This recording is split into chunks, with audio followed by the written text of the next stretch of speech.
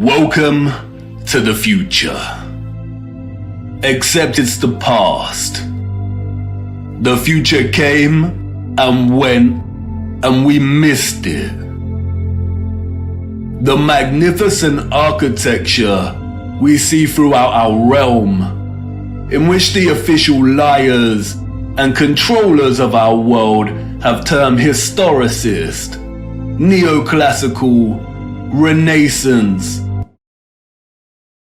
Gothic, and so on, all belong to one whole unified civilization. A civilization so developed they had harnessed the power of electromagnetism to such a high degree that they not only built these huge structures, but also crafted them with utter finesse and beauty. A celebration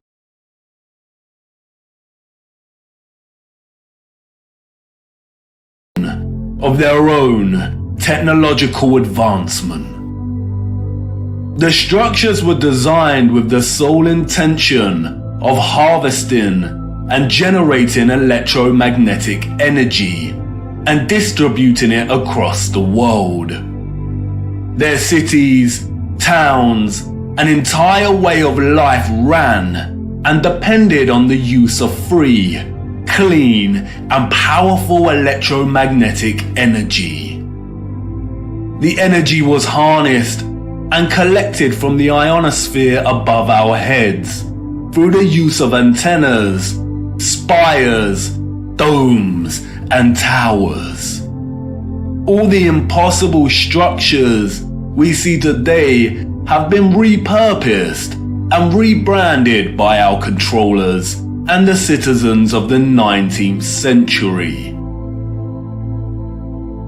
This is not a church. This is not a mosque. This is not a castle. And this is not a government building. These are generators, powerful and gargantuous.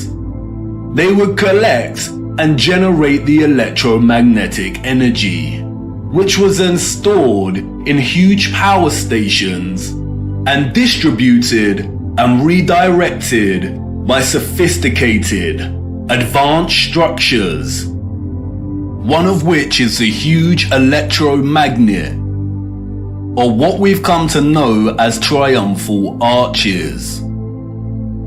The energy was stored in batteries and capacitors, such as towers and obelisks.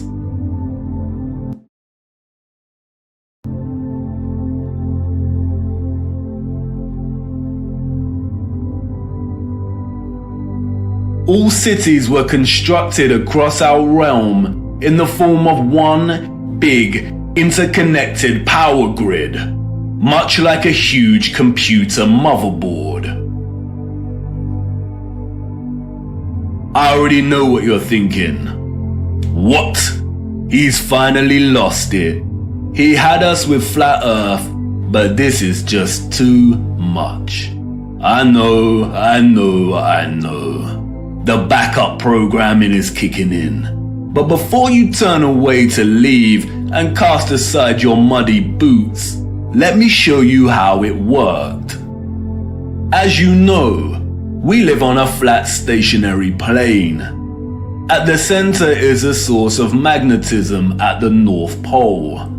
And directly above this is Polaris, fixed at the central and highest point of a wondrous crystalline dome firmament. Beneath the firmament, different layers of atmosphere exist at different heights. The ionosphere starts at about 30 miles above Earth. It includes a thermosphere and the mesosphere. The ionosphere is an electrical atmosphere that is ionized by the sun's electromagnetism. It also forms the inner edge of the magnetosphere. I know, a lot of big words and abstract concepts. But you are familiar with this process and have been witness to it every day for the entirety of your lives.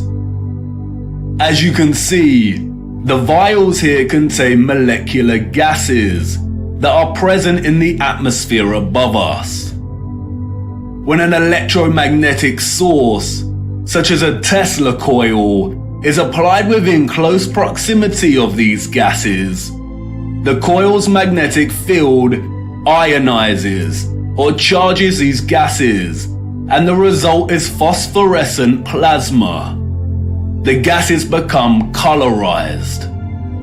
This is why our sky is primarily blue, because the sun's electromagnetic presence ionizes the atmosphere, and the result is colored plasma.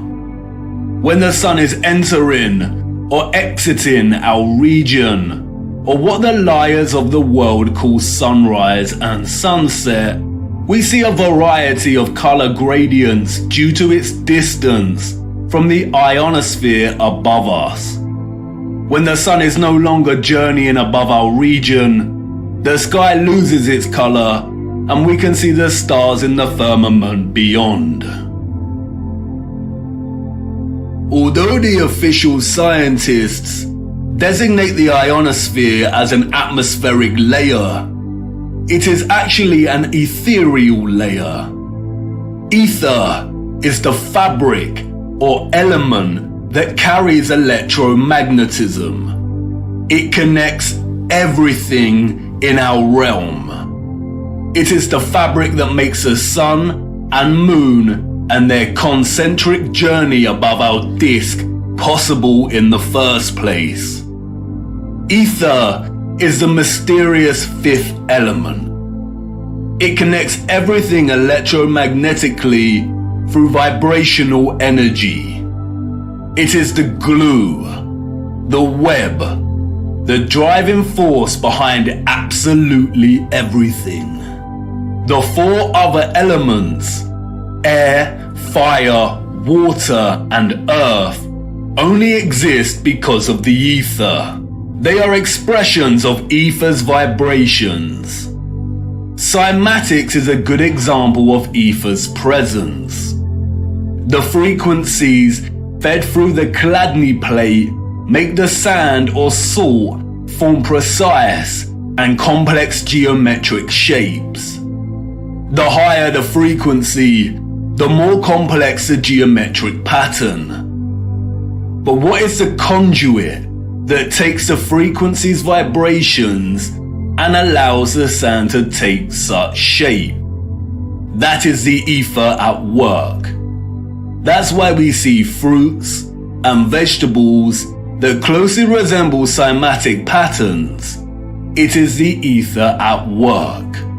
All matter is ethereal, and the shape and form of that matter are different expressions of the ether, determined by frequency and vibration. Ether is the bridge between electromagnetic frequency and vibrational energy and the form of matter itself. You could call it the Holy Spirit of God. The historical and scientific discourse of ether is a deliberately manipulated one. The enemy introduced the truth only to discredit and subsequently bury it. Some of the alleged figures of the past have written on ether. The so-called Aristotle called it the fifth element.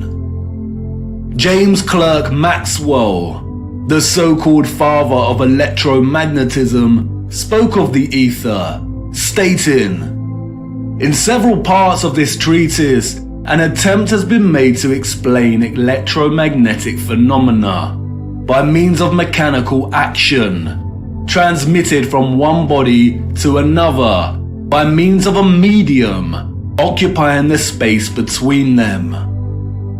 The undulatory theory of light also assumes the existence of a medium. We have now to show that the properties of the electromagnetic medium are identical with those of the luminiferous medium. The medium he refers to here is the ether. Albert Einstein and others successfully solidified the heliocentric model through fraudulent schools of scientific thought. But even Einstein could not deny the presence of ether. According to the general theory of relativity, space is endowed with physical qualities. In this sense, therefore, there exists an ether. According to the general theory of relativity, space without ether is unthinkable. For in such space there would not only be no propagation of light, but also no possibility of existence for the standards of space and time, measuring rods and clocks, nor therefore any space-time intervals in the physical sense.